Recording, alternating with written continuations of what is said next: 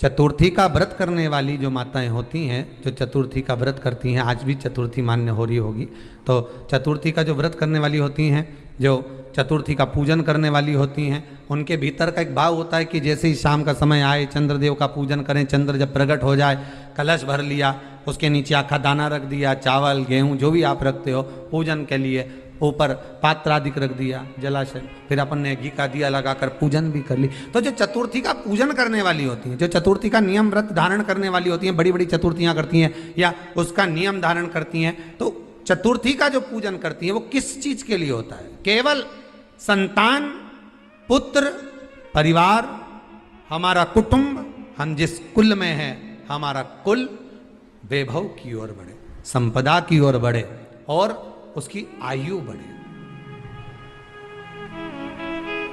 उसकी आयु बढ़े, वैभव बढ़े। बहुत ध्यान दीजिएगा महाराज, चतुर्थी की पूजन में जो आप आखा दाना रखते हो, गेहूं वगैरह कुछ भी जो भी रखते हो, उसकी बड़ी महत्वता होती है महाराज।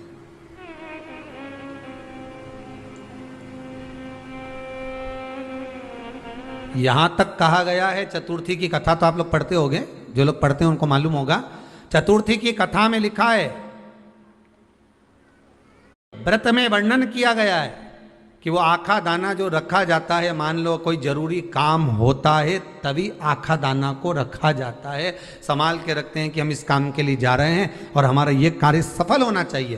तो जिसने चतुर्थी का व्रत करा है, जिसने चंद्रदेव का पूजन करा, चतुर्थी का व्रत करा, वो गणेश जी से विनती करके वहां से 2-4 आखा दाना उठा ले, और जो व्यक्ति का काम अटक रहा है अपने ही घर का, पर दूसरे कुल को नहीं देना, अपने ही कुल के अंतर्गत जो काम अटक रहा है उसकी जेब में, उसके पल्लू में उस चीज को रख दिया जाए।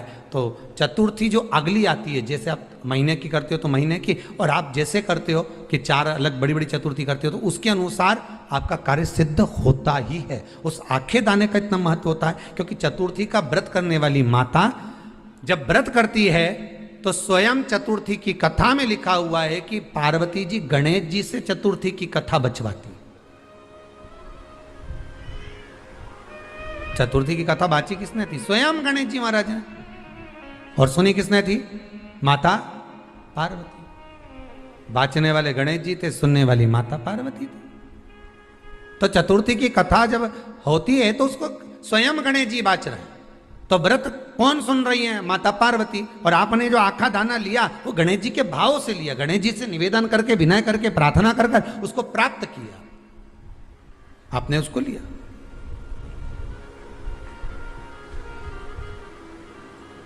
फल प्रदान कर देता है, कार्य की सिद्धता देता है। और एक और चीज ध्यान रखिएगा, जिसको पथरी की बीमारी हो या किडनी लीवर में कोई तकलीफ उत्पन्न हो जाती है, डायलिसिस चल रहा हो या डॉक्टर बोल रहे हो कि चेंज करना पड़ेगा, तो उसके पहले कोई सी भी 4 चतुर्थी, कोई सी भी 4 चतुर्थी, सफेद दुर्वा, जब गणेश शिव महापुराण की कथा बातचीत थी पिछले वर्ष की, शायद हमारे चैनल पर डली होगी, आप जब जाएंगे तो उसमें प्राप्त होगा।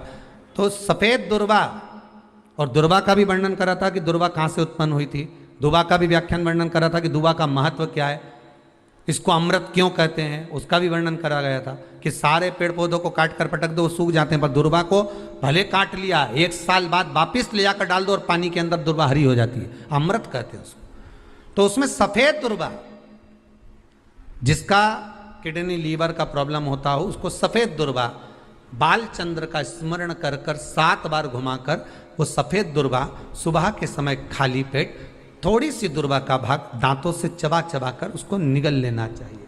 पथरी होती है तो 15 से 20 दिन में वो बाहर निकल जाती है, किस मार्ग से निकले, यूरिन आदि के माध्यम से वो बाहर हो जाता है। और अगर किडनी लीवर की प्रॉब्लम होती है, डायलिसिस चल रहा होता है, तो उसमें भी आपको सुख की प्राप्ति होती है। हफ्ते में अगर 2 डायलिसिस हो रहे हैं तो हो सकता है बाबा चाहेगा विश्वनाथ तो 1 कर देगा, धीरे धीरे उसको फिर 4 चतुर्थी कर लीजिए।